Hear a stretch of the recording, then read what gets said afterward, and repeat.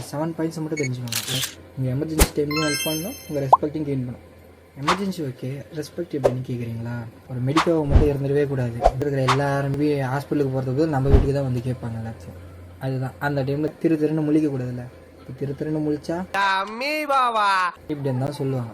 So will learn, ஓகேவா? அதாவது வந்து இப்போ சடனாக ஒரு ஆக்சிடென்ட் ஆகுது, ரோட்லேயோ ஆகுது, இல்லை வீட்டு பக்கத்துலேயோ ஏதாவது வேலை செய்யும்போது ஆக்சிடென்ட் ஆகுதுன்னும் போது ப்ளீடிங்ன்ட்டு நம்மக்கிட்ட வராங்க. அந்த ப்ளீடிங் என்ன ஆகும்போது ஒரு நர்ஸாக நம்ம என்ன பண்ணணும்னா ரேப்பிடாக ஃபிசிக்கல் அசஸ்மெண்ட்டை பண்ணணும். எங்கே ப்ளீடிங் இருக்குது ஐடென்டிஃபை பண்ணணும். எங்கே ப்ளீடிங் இருக்குது, ஏதாவது ஏர்டெல் ப்ளீடிங் இருக்கா, அது எந்த ஏரியாவில் இருக்குது, எல்லாமே செக் பண்ணிவிட்டு தென் கிளாத் இருந்ததுன்னா அந்த கிளாத்தை ரிமூவ் பண்ணி அந்த ப்ரெஷர் கொடுத்து அதை கண்ட்ரோல் பண்ணணும். அப்படி கண்ட்ரோல் பண்ண முடியலையா then you remember this 7 points. அந்த இடத்துக்கு என்ன ஆர்ட்ரி வந்து இன்வால்வ் ஆகுது அந்த ஆர்ட்ரிக்கு ப்ரெஷர் கொடுத்து மோஸ்ட் ஆஃப் ப்ளீடிங்கை இதை ஸ்டாப் பண்ணிடும். அப்படி நடக்கலையா இல்லை அப்ளிகேஷன் ஆஃப் டேரக்ட் ப்ரெஷர் கொடுத்தாவது கூட ஸ்டாப் பண்ணலாம். ப்ரொவைட் ப்ரெஷர் ட்ரெஸ்ஸிங் அந்த இடத்துல அப்ளை பண்ணி இந்த இடத்துல ப்ளீடிங் ஆகுது இஃப் பாசிபிள் எலிவேட் பண்ணி வைக்கலாம். எலிவேட் பண்ணுறதுனால வீனஸ் அண்ட் கேபிலரி ப்ளீடிங்கை ஸ்டாப் பண்ணலாம். இப்போ பேஷண்ட்டுக்கு ஏதாவது எக்ஸ்ட்ரிமிட்டியில் ப்ளீடிங் இருக்குது அண்ட் ப்ரோ நான் எல்லாமே பண்ணிட்டேன், ஆனால் என்ன பண்ணாலும் ப்ளீடிங் பண்ணவே மாட்டேங்குது ப்ரோ அப்படின்னும்போது don't panic. Use the tourniquet method.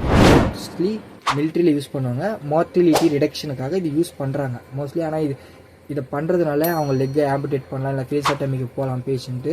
But அவங்க லைஃபாக காலான்னு பார்க்கும்போது நம்ம வந்து லைஃப் தான் ப்ரியாரிட்டிக்கு, லைஃப் தான் கொடுக்கணும். ஓகே, இன்கேஸ் அதுக்குன்னு சின்ன மைனர் கேஸ்கெல்லாம் பண்ணி என்ன கோத்து விட்டு போயிடாதீங்கடா.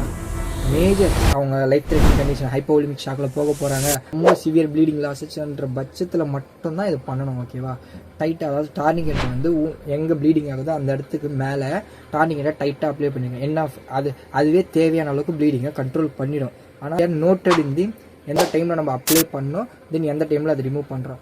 இதே நீங்கள் பேஷண்ட் சொல்லுவாங்க, பேஷண்ட் ரொம்ப பேனிக் ஆவாங்க, சஃபர் ஆவாங்க, இப்போ வந்து ரொம்ப ப்ளீடிங் ஆகுது, எனக்கு கால் எடுத்துருவாங்க அப்படி இப்படின்னு. அந்த டைமில் நீங்கள் ரிமூவ் பண்ணவே பண்ணாதீங்க. ஆப்ரேட்டிங் ரூம், அதாவது ஹாஸ்பிட்டலில் ரீச் ஆகிற வரைக்கும் நீங்கள் அதை பண்ணவே கூடாது, ரிமூவ் பண்ணவே கூடாது. ஏன்னா அது மேசிவ் பிளட் லாஸில் எடுத்துகிட்டு போய் விட்டுரும். ஓகேவா? இன்கேஸ் அவங்க சஃபர் ஆகணும்னா சைக்காலஜிஸ்ட்டை பொறுத்தவரை வேறு எதுவுமே நீங்கள் பண்ணிடாதீங்க. But it's leads to a amputation and fascia dummy.